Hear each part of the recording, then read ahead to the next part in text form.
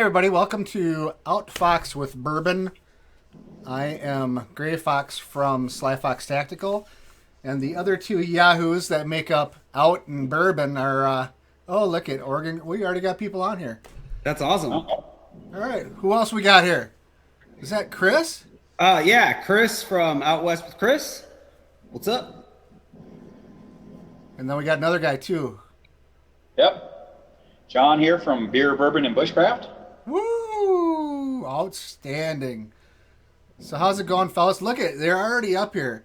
Let the drunk monkey show begin. Dance, monkey, dance. Hey, I resemble that. That's not cool.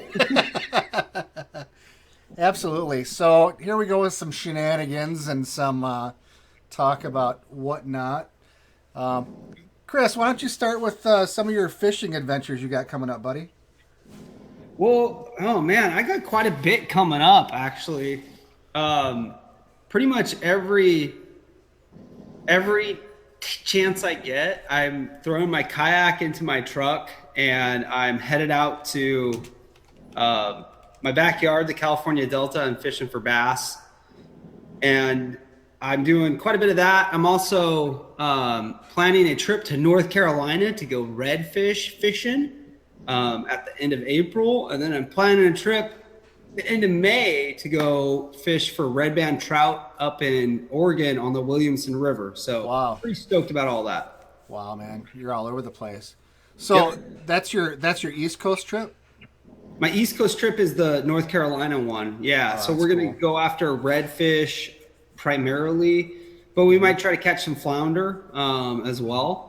Maybe some other stuff. I don't really know. It'll be my first time fishing on the East Coast. Wow. One day we're going out in a boat, and the next day we're actually going to go out into an intercoastal area on our kayaks. So it's going to be, yeah. That's going to be great, man. Like a lot of fun. Yeah. That definitely sounds like a good time. So one of my goals this year for fishing, for the channel, but personally for fishing, is to catch 15 different species. So if I can knock out, 3 or 4 species over on the East Coast in North Carolina on that trip in April, that'll get me quite a bit closer. I'm at 2 species right now, so I got a ways to go. I just had a guy the other day email me. He wants me to make an axe that looks like a crappie. Oh, really? Yeah. That should be interesting. Was his name Paul? I think so. I know that dude. Oh, yeah?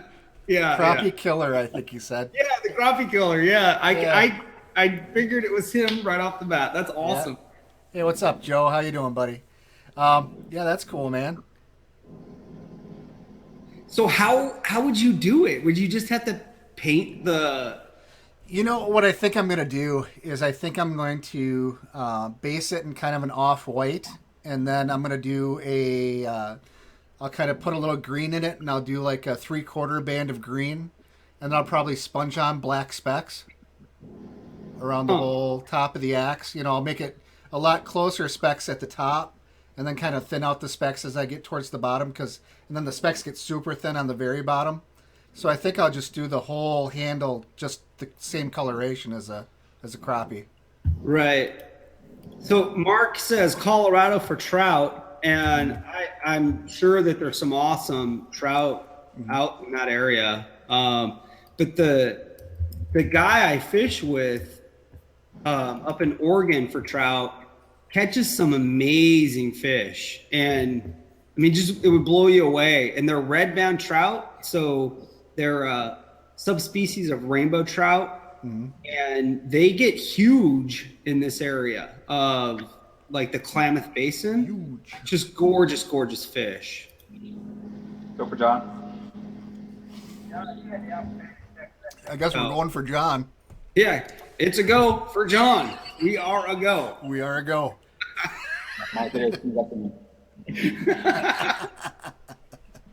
Sorry about that. You're all right, buddy.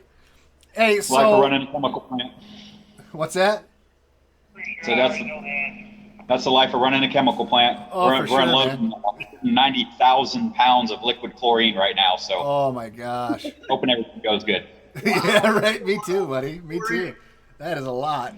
So Yeah. One of the things that I wanted to talk about was this Sly Fox Skinner. Okay, so this is the first one that I've gotten cut out of steel so far.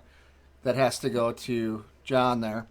So, John, if you wouldn't mind talking a little bit about why we chose D2 and kind of what goes into it after this.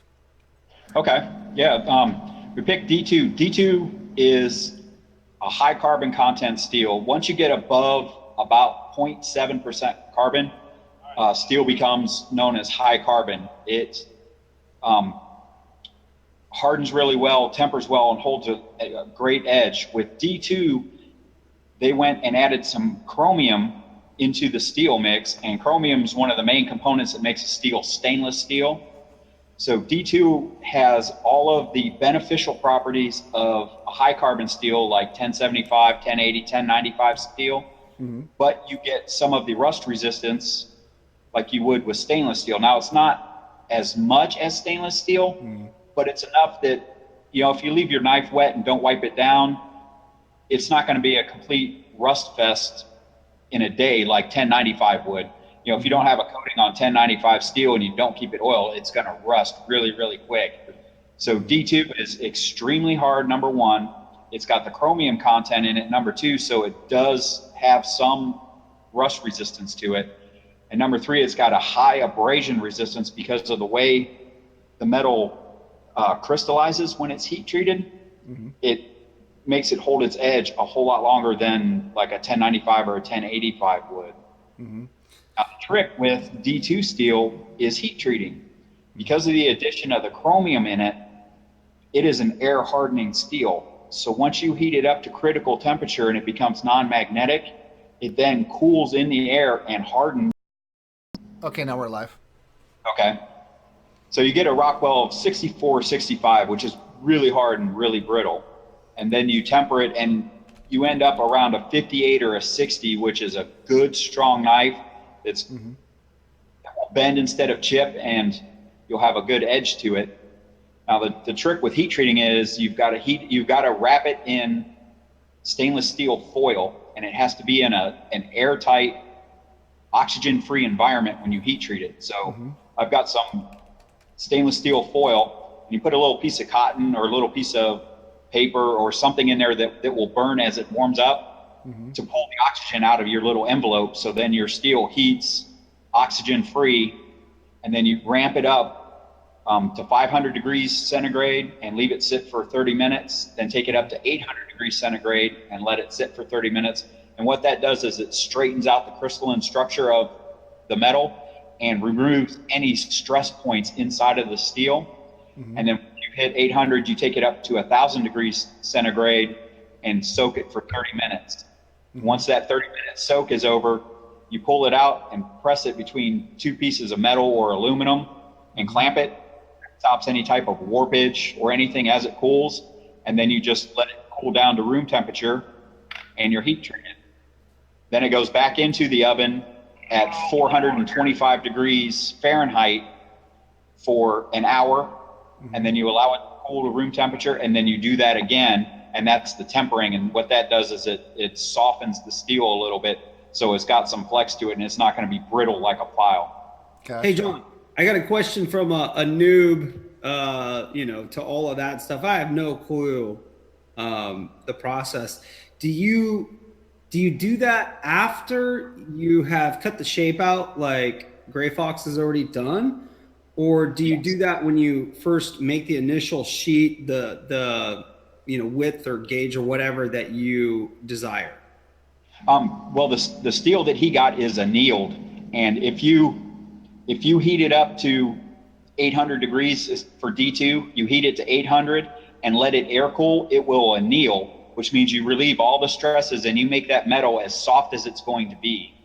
And that's how they ship it out, so that you can work it, cut it, whatnot, and then after that you go back through the process, because as you're cutting it, you're going to heat it up and you're going to have some hot spots and you're going to have some crystallization going on in there. So you have to go back through that and basically anneal the steel again, and then you take it up to its critical temperature and actually do the heat treat on it. And I got to tell you, I've gone through 4 different saw blades trying to figure out how to cut this stuff. Finally, and it's annealed, but I had to go get a carbide tipped 11 tooth per inch blade that will actually cut this stuff reasonably easily.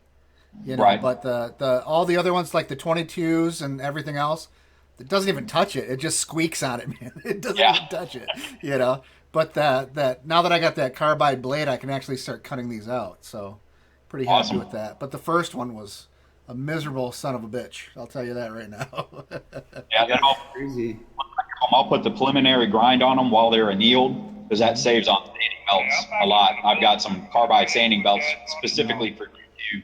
And put the preliminary grind on it. Take the edge down to where there's about a 1/16 of an inch of a flat spot left on it. If you go too fine, then the edge can overheat and you'll end up cooking your edge and take your heat treat out of it. So about a 1/16 inch flat spot on there, heat treat it, and then once it comes out, take it and then very slowly put the final grind onto it. So you want to make sure you don't get the edge of that blade any hotter than around 300 degrees. So when I do that, I don't use gloves, so I can actually feel the temperature of the steel in my hands and know when I need to quench it into water and cool it off so that it doesn't overheat the edge and it retains its heat treat. So the design for this, Mark, because you're asking, is it's a different kind of handle than a normal skinner. It's made to be set up so your finger sits up here. So on a normal knife, when I'm skinning, I usually grab it like this anyways. So this one is purposely designed for you to have it in your hand like this. Now, the scales aren't on here yet, of course. John's doing those. But you have a single ramp and then you have a top ramp for your finer cutting. So you have a dual ramp cutting blade, which is pretty sick. Yeah, I that's think pretty it's gonna be awesome. pretty And I unique. think it's cool that you guys are working on this together. Like, John's doing the scales and stuff. He's And gonna put the edge on. He's gonna do the scales. John, do you want me to do the jimping, or do you want to do the jimping? It's up to you. You can do it if you want. It doesn't matter. It's a horse apiece. Doesn't matter to me. But either way, we'll talk about it later. But we'll get that done. But yeah. So yeah, no. John makes awesome knives. I wish I had my other one in here. But he makes incredible blades, and so there was no one better for me to think of to assist me in getting this project done. I could go and buy all the equipment I need to do this stuff, but John's already an expert at it. We might as well let him do it. I never say I'm an expert at anything, but John's work speaks for itself. He just does really good work. So I can't, you can't argue with that. And if I can make sure that the customers ultimately are getting the best product because I'm not doing it and somebody that knows what they're doing is doing it, then that's the way to do it. yeah, that's cool. Nice partnership. Absolutely. Yeah, definitely. Absolutely. And like John, I've got blades are in my blood, man. I love knives. So I've been drawing knives and prototypes and stuff for years. I've got a book of them, just different designs and things like that because I love them so much. And so if working with John, I can make some of these prototypes and some of these ideas come to life. That's awesome, man. I'll split the profits with him. I don't care, and I'm sure that we can cross promote and make things work, just like, everything else. We're one community of crafters, that's just the way it is. Yeah, it's always best to have someone to work with to balance out your strengths versus theirs, and you end up with a far superior product that's going to make the customer happy. I mean, that's the main point, is getting a good quality knife into people's hands. They're going to say, you know what, these guys did this right.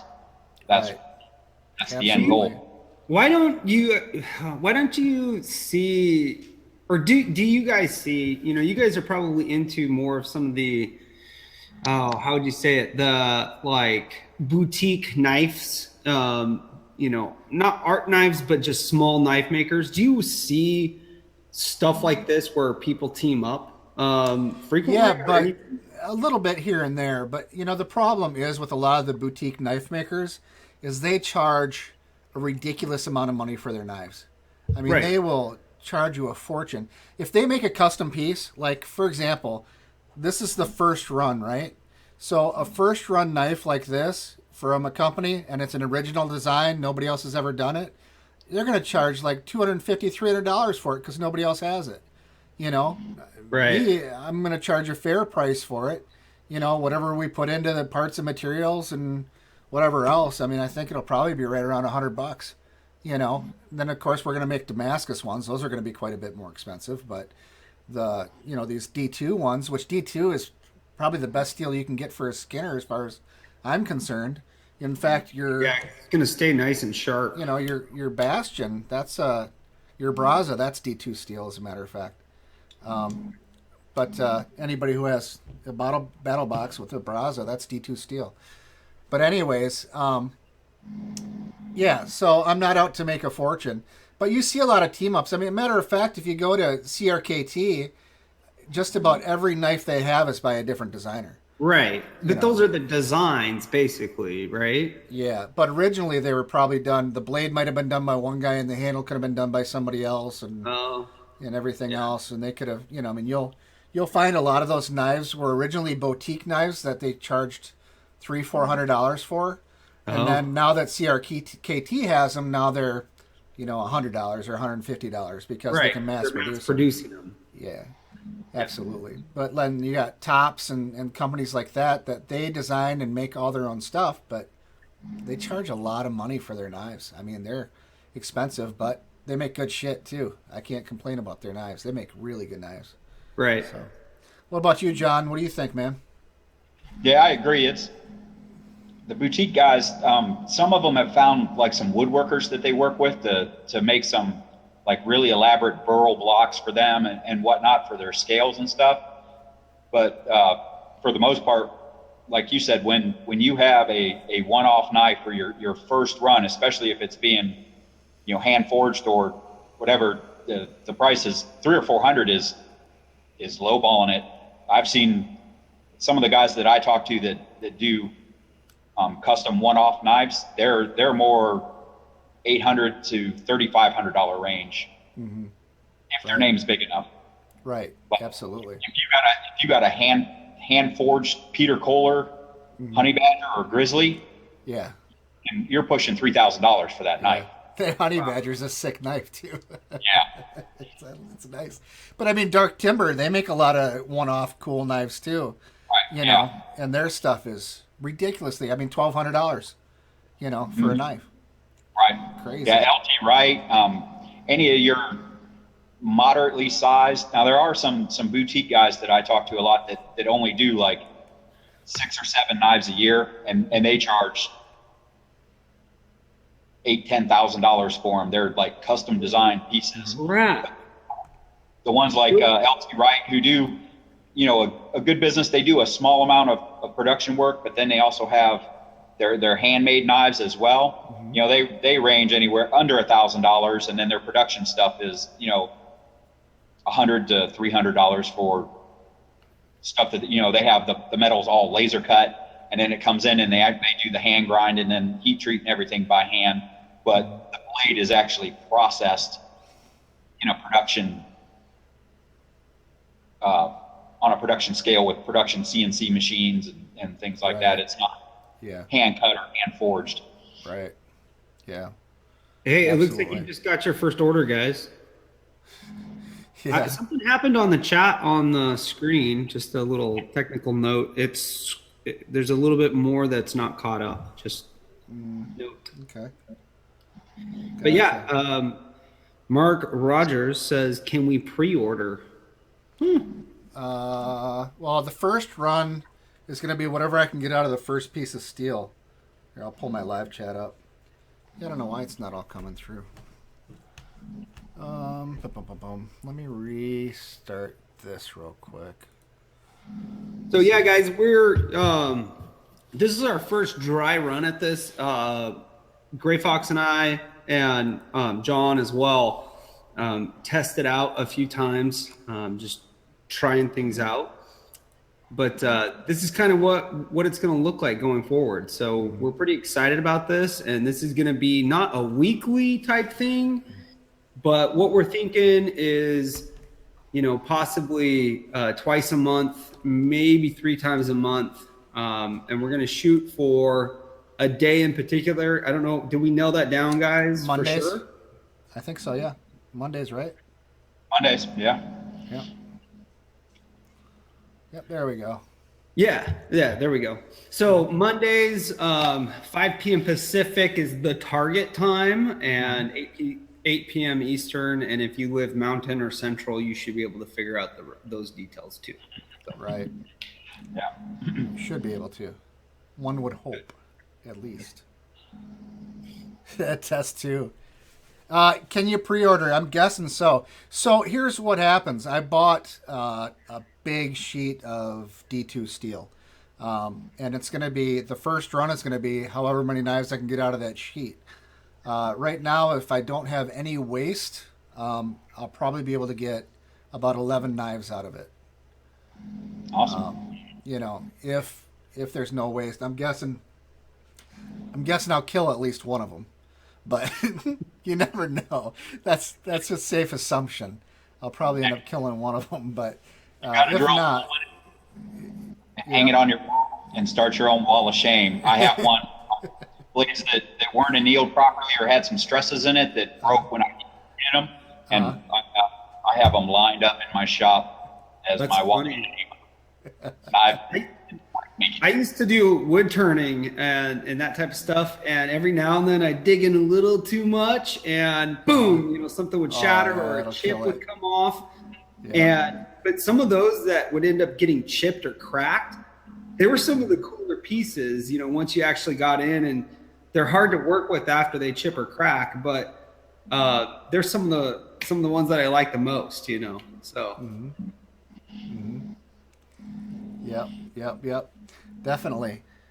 So, that's about it for my knife project. I've got a ton of axes coming up. I've got a special project I'm working on for Chris that I'm not going to talk about too much because I'm sure he's going to want to talk about that on his own and his channel later on someday. You can reveal that on yours if you want once you're done in one of your Axe Fridays.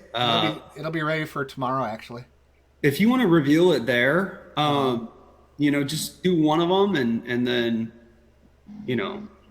Okay. All right. Do it however you want, dude. I'm being all cryptic and shit. Yeah, you can do one of them. But anyways, we'll talk about it offline. I'll text you what I had in mind, and you can do it this Friday. Go from there. That works for me. Yeah. But yeah, so I've got that going on. I've got a couple other axes going on. As you guys know, tomorrow I'm drawing another prize for the Viking 2 giveaway thing, so I'm doing that tomorrow. And I've just got a shitload of projects going on. A lot of axes, a lot of shovels, a lot of different stuff. I got a really cool order from Mississippi Sasquatch. He wants Mississippi Sasquatch with a Bigfoot foot on the head of the shovel. So, cool. So that should be pretty interesting. We'll see how that comes out. But yeah, so I thought that was neat. But I've got a whole bunch of really kind of cool things coming up, so pretty happy about that. For those of you who don't know, John, you're taking orders on your Facebook page now, right? Yes. Mm-hmm. And my Facebook page is BBB Customs. I think I have 3 of my knife designs up there, my tracker style and Bushcraft 1 and Bushcraft 2. Bushcraft 1 is like the knife that you have, and then Bushcraft 2 is kind of a blend between a Becker BK2 and a Tops Cub. It's not quite as big and beefy as a BK2, but it's got some of the design elements. Tops Cub. What I kind of do is when I find knives that I like, I take kind of what I like from them and put them together with other things that I like that will fit a specific purpose. Absolutely. No, that makes total sense to me. Absolutely. So, do you have any other new knife ideas that you got coming out or any new designs?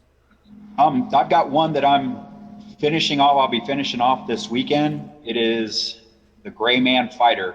On, I'm probably gonna stop streaming from Okay. to Twitch. I think I'm just gonna do YouTube for a while. Yeah, you think it's that's kind of I've just got too many Okay. things going on. No problem. Yeah, All right. No problem. Bye.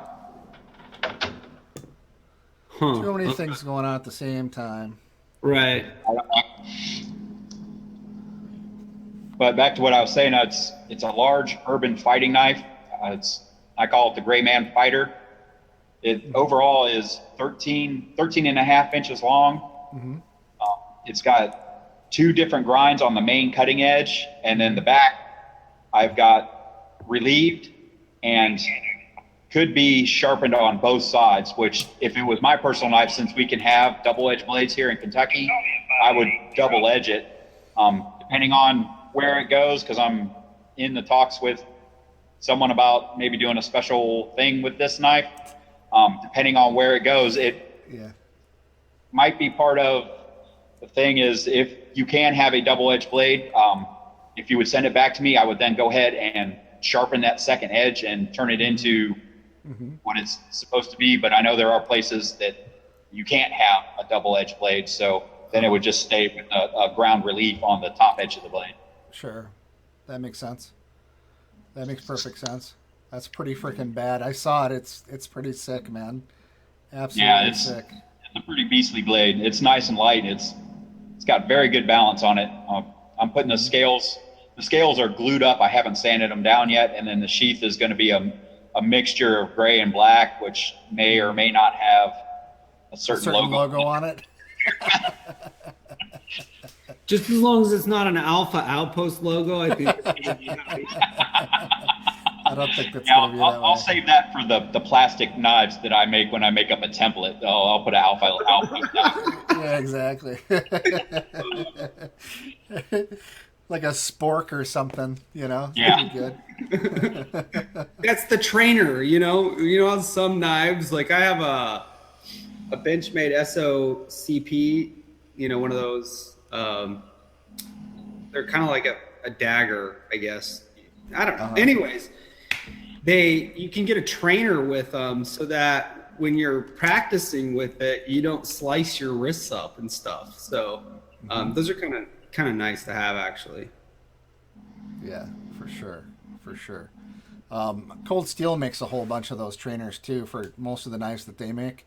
They make a trainer version of those knives as well. You know, I Especially think the big that's a combat good knives. idea. It's especially if you're going to practice like some sort of hand-to-hand combat with a knife. Yeah. I mean, you can get more realistic practice out of it, you know. Yeah, I agree. I agree. Yeah, I'm in Florida too, Joe, where anything goes. There's no rules. And if you have a concealed weapons permit, you can carry anything you want. And then if you go get a class 3, you can carry a goddamn machine gun. So, That's how it is in Kentucky as well. You can once you have our conceal permit is called conceal carry deadly weapon. yeah. It doesn't specify guns, and No. you can have anything you want on it: automatic knives, Yeah. batons. Yeah. Yeah, I have reciprocity in Kentucky. So, Yes. just doesn't want to do it. But all right, we're back. Awesome. Damn bugs. But I mean, I used to be able to stream a 1080p freaking 4K game back up with myself and a bunch of other stuff without a problem. So it's got to be just a bug in trying to link it to two different places at the same time. So I'm probably going to stop doing that and just stick with the YouTube side of things. But anyways, so you were saying, buddy? Who? I don't know. What One of were you we guys talking about? we were talking about the reciprocity in Kentucky. Oh, okay. Yeah. I don't have that. Oh, John's tired. Yeah, this is my third night shift in a row. I'm Friday, Saturday, and Sunday off. So. Gotcha. Here, let me do this. Whoop whoop.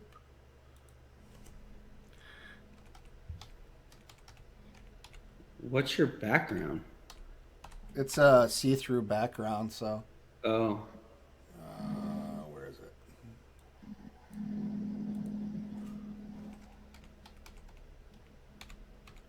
You guys could talk about stuff while I'm doing this. stuff. Stuff. I'm interested in hearing about the Star Wars thing. There you go. Yeah, it's going to be interesting. Be a wild month of May. It's there. Are we good to go to talk about this, or Yeah, go are we ahead. out? We're Okay. on. So what it is there's a group called the 501st Legion, and they're a nonprofit charity group, and they build their own Star Wars armor, stormtroopers and basically any character that's in Star Wars, these guys do. And they go around to children's hospitals and visit cancer wards and stuff like that, do showings of Star Wars movies.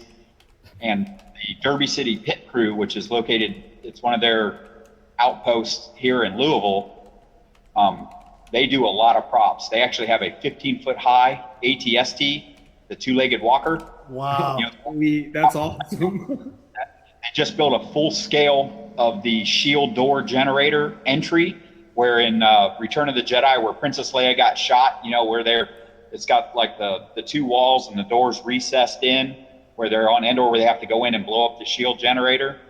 They've got one of those. They're building a full scale tank, like was seen in Rogue One, and they have two speeder bikes from Return of the Jedi with full lights and sound on them. And they take these around to the hospitals and show them off. And they do events like Comic Cons and stuff that we have come through Louisville here. Well, they got together with a production company, a film company here in Kentucky, and they wrote a Star Wars fan film. And when the movie premieres, and they've already got 3 theaters in Louisville that are going to show this movie when it's finished, all of the proceeds are going to our local children's hospital here to help pay for families that are coming out of town for hotels for the families and food, and to take care of some of the cost of the medical treatment for the kids. So they were looking for a spot, and I've got just shy of 15 acres out here. They wanted something that's like partly field and wooded and stuff. So I said, yeah, come on out and check it out. Well, they love my property because I've got some really nice limestone shelves, cliffs, and caves on my property, and they thought it would be awesome to shoot there. So every weekend in May, I'm going to have anywhere from 50 to 100 guys dressed up like stormtroopers running around. Wow. All this Star Wars stuff on, and I'm going to be out there. I already talked to him, and it's okay. I'm going to take my camera out and shoot a bunch of footage, and we can take a look at what I get shot, and we can throw some clips on here. We can talk about it once it gets done and show some clips of it. But the premise of the film is this is a far off, distant planet way outside of like the regular realm of Star Wars that the Empire had a base on, and they had stormtroopers and stuff there. And after the Empire fell, the stormtroopers are left to try and integrate with the local population. They start out fighting and then, work together and become friends is kind of the theme of the movie, showing that stormtroopers aren't just ultra bad guys, that, they can be humanistic as well. And there's Okay, so sorry about all the technical difficulties, guys. We're working out some bugs. Yeah, so we'll just give them some info, some background. We're trying to stream this on 2 platforms at the same time, YouTube Live and Twitch. So that's might be the problem, you think? Yeah, I'm pretty sure. I'm sure it's like cutting bandwidth because I'm broadcasting your bandwidth and John's bandwidth and my bandwidth at the same time, and then I'm trying to shoot it out to both Twitch and YouTube at the same time, and I'm pretty sure that's what's kicking the shit out of us. Okay. So now that I've got it just YouTube up, I think we're going to be a lot cleaner. Okay. So the next time that we do this, we're going to be probably just doing it to YouTube Live. Yep, just YouTube. If we have any of the same issues, and we'll shoot from there. If we do, probably won't. Exactly. I'll make sure I don't have any. I shouldn't have anything running in the background, so it shouldn't be that much of a problem. So, but anyways, so we should be golden. But I also have to make an exit screen. I haven't made an exit screen like, thanks for watching or whatever. I should probably make one of those too. Gotcha. But anyways, so this has been kind of an experiment, and I think it half worked and half didn't. If we wouldn't have got kicked off as many times, I think it would have worked just fine. Right. I mean, that was the only thing. But as far as the content and stuff like that, I think we were okay. So we'll But probably anyways, do one guys. more. Do you think one more dry run and then start an official?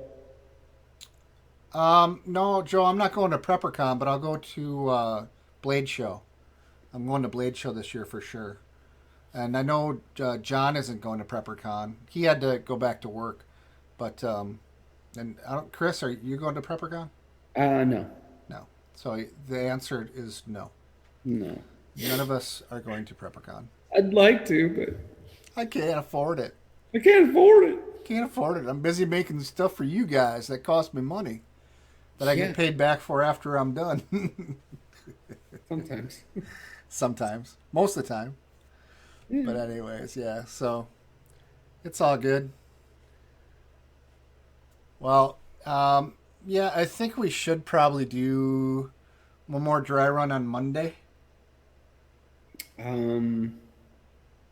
like what we were gonna normally do, but we won't like advertise it heavily. Yeah, I don't know if I can do Monday, but I'll let you know. Look, that's going to be the hardest part is my freaking schedule. Seriously. Foxed with bourbon. Yeah, it'll just be boxed bourbon because you can't put the with in there either. I copyrighted that. You get 2 words in here, man. I 2 know, words. I know. I thought you're the one that said Monday was the way to go. No, Mondays are fine, but I can't do every Monday because some Monday I have my Rugrats. And That's why we said every other. Right. So right now my schedule is kind of haywire. Haywire. Haywire. Yeah. Anyways. Yep. I'll get pics and swag if you get stuff from Blade Show, huh? Ah, yeah. Well, I'm sure I'll be taping interviews when I go to Blade Show for sure. So, should be pretty good. I'm sure I'll get some stuff from there. But I always save up a ton to at least get a couple of things when I go to Blade Show. So, that's usually a blast. A blast. A blast in Atlanta. But yeah. I'd like to go to both of those. I'd love to go to SHOT Show sometime in the future. So would I, man. But that's so out of the cards for me. Blade Show is easy because I just drive there. Right. It's like a 7-hour drive for me. Right. To go to Atlanta. So it's not so bad. It's a one day thing, And then I usually stay. I'll go up on Thursday, and then I stay Friday, Saturday, Sunday. I go to the Blade Show all 3 days, and then I usually come back on Monday. Go back to work on Tuesday. Foxed bourbon sometimes out here. Yeah. Nice. That's funny. But yeah, so I mean that's okay. We'll get our schedule to work, man. We'll figure it out one way or another, But I mean, typically we're gonna want to do Mondays. If it's not next Monday, then probably the Monday after would be a good day, and we can just do a random day next week to get all the bugs out. Right. Okay. You know what I Well, mean? yeah, we can shoot for that. Let's just say Monday, and then I'll work it out on my end somehow. Work it out. All We're right. gonna. All right. Didn't hear one bridge in Atlanta partially collapsed today. That's Oh, I didn't scary. know that. Oh, I didn't know that. Huh. Well, Where are you at right now, Oregon Grown? I'm guessing you're on the road.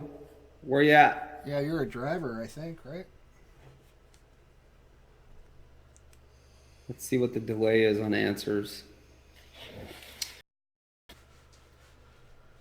So you're in Chicago. Sweet home, Chicago. We're live. We're live. We are live. Damn. Live. Live. Damn. Oh, All right. So, yeah, I see it just came back up on the screen. But anyways, that's the only good thing is that it comes back up on the live stream without having to do anything. So That's but good. That's good, but it's still bad. I gotta figure out why I'm dropping out. I shouldn't be dropping out this much. I mean, I've got a ridiculously fast computer. I've got 150 by 150 freaking internet. It's got to be a program issue, but I'll figure it out. Have you run all your updates recently? Yeah. Yeah, I have actually.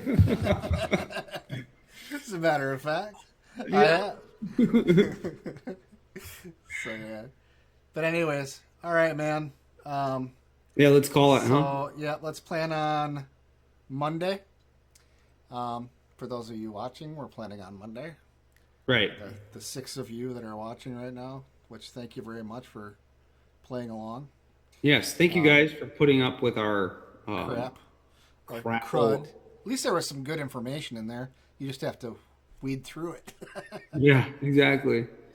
But anyways, all right, guys.